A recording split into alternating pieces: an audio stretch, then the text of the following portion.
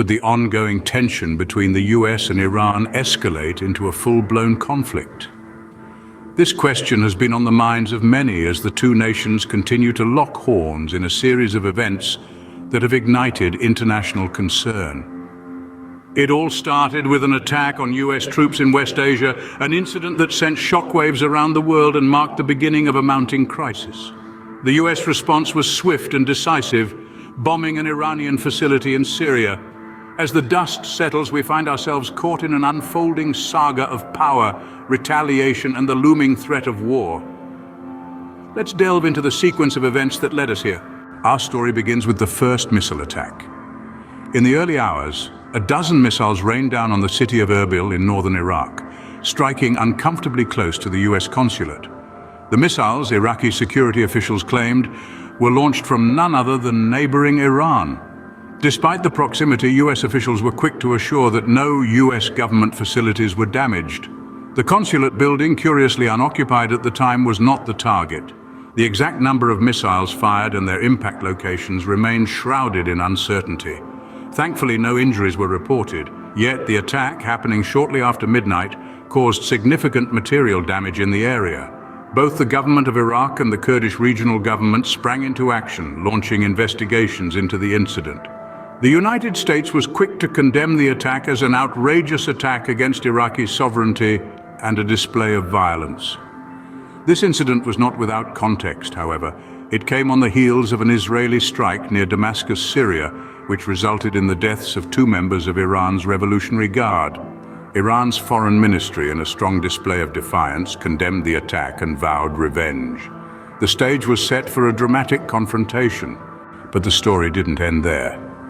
In the wake of the initial attack, a subsequent drone strike hit a US base. This was no ordinary drone, but one of Iranian origin, as asserted by the United States. The attack was far from harmless, claiming the life of a contractor, injuring another and wounding 5 American soldiers. Yet the United States didn't take this lying down. In retaliation, multiple airstrikes were launched by the US military in eastern Syria. These strikes weren't random, but targeted, focusing on Iran-aligned groups. The fallout was considerable, with reports indicating that 11 pro-Iranian fighters lost their lives in these strikes. The US's response was clear, and the message was sent loud and clear.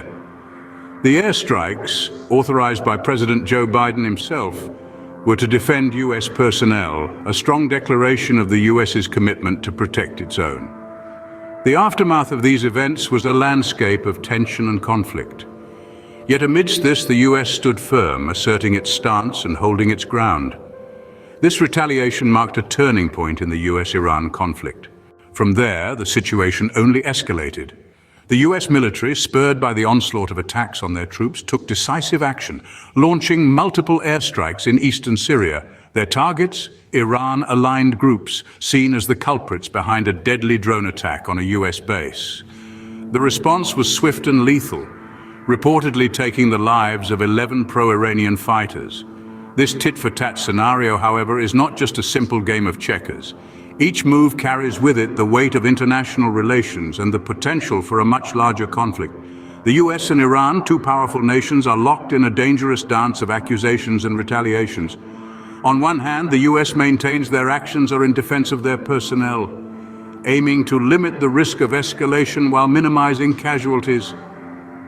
Simultaneously, Iran vehemently denies their involvement in these attacks, calling into question the credibility of the accusations.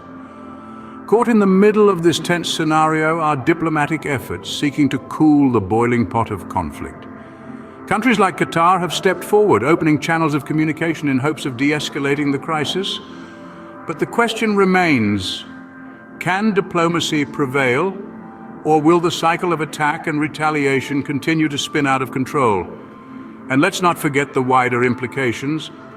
The US presence in Iraq has long been a point of tension with Iran, and these recent events only serve to fan the flames.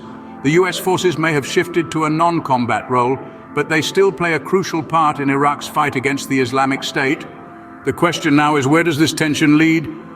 In summary, the US-Iran tension is a complex issue, marked by a series of violent incidents and political maneuvering. We've seen the initial attack near a US consulate in Iraq, a shocking midnight event involving as many as 12 missiles. The aftermath of this incident was characterized by investigations, condemnations, and a notable absence of physical harm to US personnel. The retaliation following this event was swift and decisive. The US military responded with multiple airstrikes in eastern Syria, targeting Iran-aligned groups. This action, authorized by President Biden, aimed to defend US personnel and was a clear message to those who threatened American lives. The escalation in this conflict has been substantial. A drone attack on a US base and subsequent US airstrikes have heightened the stakes and tension in the region. The current situation is a volatile one, with each side poised and ready to respond to perceived threats. As we continue to monitor this situation, one thing is clear: the road to de-escalation is a challenging one.